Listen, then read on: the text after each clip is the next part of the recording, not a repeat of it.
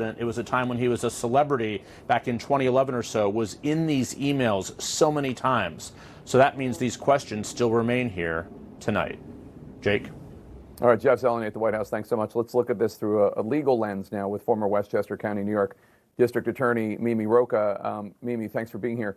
What about these emails caught your attention the most today?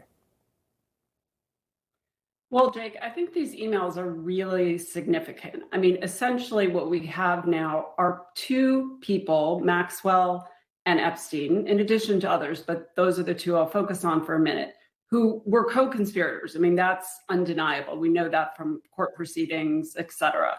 And they are talking about Donald Trump in a very incriminating way. We don't know exactly yet on its face what it shows us, but they put Trump essentially at the scene of the crime, i.e. Epstein's home, which is where much of the trafficking, much of the sexual abuse occurred. That doesn't mean Trump saw it. That doesn't mean Trump participated in it. There's other information we would need to know the answer to that definitively. But it does make it all the more likely, in fact, almost guaranteed that he knew what Epstein was doing and that he didn't talk about it in ways that he should have with authorities. And that's why you have Epstein calling him, quote, the dog that isn't barking or didn't bark yet. A dog that didn't bark yet means a dog that has some bark to give, i.e. information about Epstein.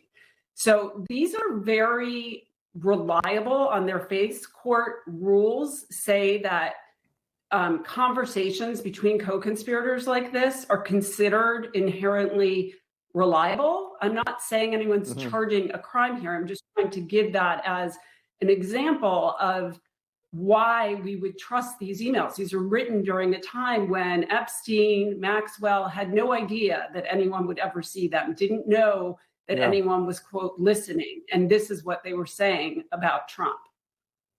So earlier this year, Ghislaine Maxwell from prison told the Deputy Attorney General Todd Blanche, who used to be President Trump's personal attorney, told him that she, quote, never witnessed the president in any inappropriate setting in any way, unquote, and that she did not recall ever seeing Trump at Epstein's house. The April 2011 email between Maxwell and Epstein appears to indicate that Trump has been at Epstein's house before, at least according to this email, and that Maxwell knew about that. We know that, Ghislaine Maxwell wants to get out of prison, wants her sentence commuted, wants to be pardoned. What do you think that claim about he's never been to the house, contradicted now by this email, what does that say about the interview that Todd Blanche did with Ghislaine Maxwell? Yeah, this is a really important point. I mean, let's remember that Todd Blanche works for the Department of Justice right now. He was purportedly doing a proffer interview to get information from Maxwell. At a minimum, he didn't press her on anything. And we don't know for sure, but it's extremely likely that he knew about these emails. Even if he didn't, he should have asked her directly more pointed questions. He should have pressed her on his answers. He was negligent at best, and he was complicit in helping her essentially craft very specific answers. If you look at her answers now, they are contradictory, but she would argue, well, that wasn't exactly the question that was asked, et cetera.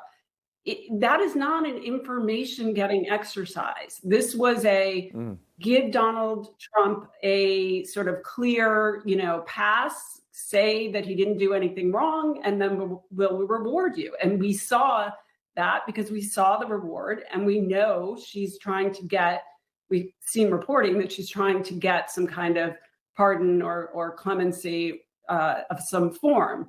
And if Trump grants that, I actually think it would be the biggest sign that there is something more in addition to these emails, which are already quite incriminating, that she could say about him.